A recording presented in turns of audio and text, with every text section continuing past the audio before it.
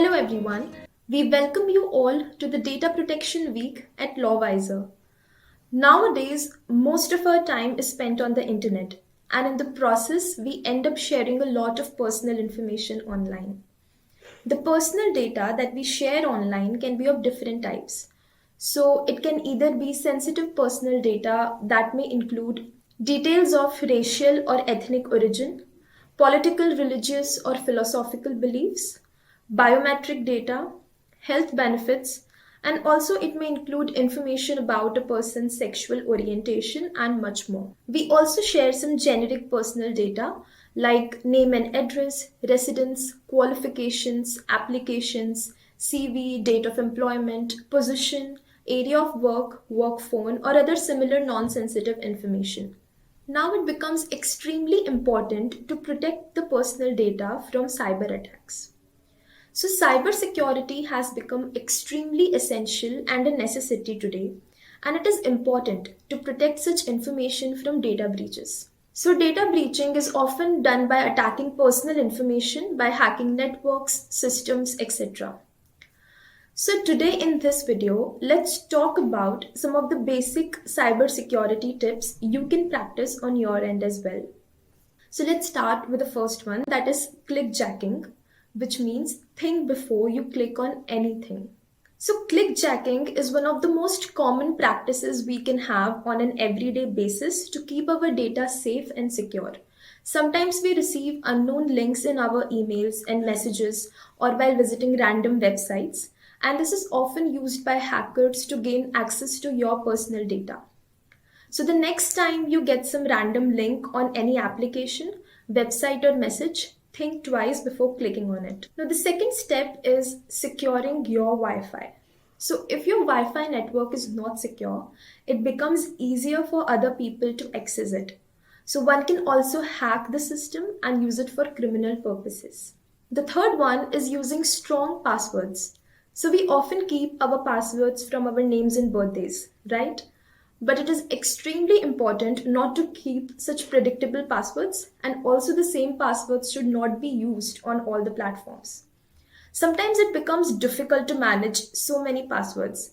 So for that, you can also use a password manager tool. And some of the most common password managing tools are KeePass, LastPass, OnePassword, etc. Now the next one is two-factor or multi-factor authentication. So you might have seen such kinds of services provided by certain applications like Instagram, right? So this is just an extra layer of safety to secure your privacy. Basically, it adds another method of authentication along with your original password. Now the fifth one is start checking certain updates on regular basis. So CERTIN basically stands for Computer Readiness Team of India, and it is a national agency to perform different types of functions in cybersecurity, such as taking emergency response actions, forecasting and making alerts. So hence regular checking of certain updates becomes extremely important and useful for the data protection. So the next point is updating your systems. So always keep your browsers, software and operating systems up to date. The older your system or configuration gets, it becomes easier for the hackers as well to exploit the system and commit threats.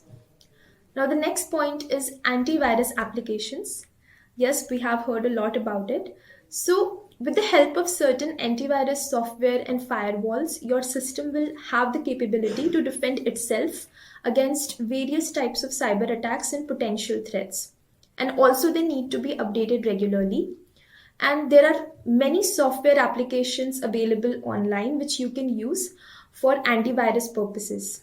Now, there are many antivirus software and firewalls available which you can use for securing your device. So, the next point is avoid unfamiliar websites and useless downloads.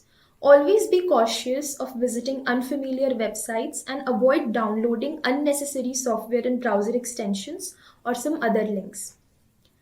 The ninth point is be cautious about phishing attacks. So, in phishing attacks, basically, attackers and hackers take on a different identity in order to trick people so that you can provide them with your credentials and click on any malicious link or malicious attachment. Now, the last point, but not the least, is to stay cautious on social media. So, today we all use social media in some form or other, like Facebook, WhatsApp, LinkedIn, Instagram, etc. But at the same time, hackers and attackers can get a lot of information from the profile.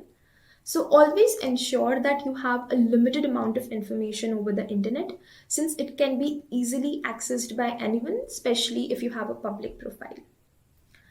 So these were some of the points, and do let us know if you have more to add to the list, and let us know that in the comment section below. Thank you so much for watching.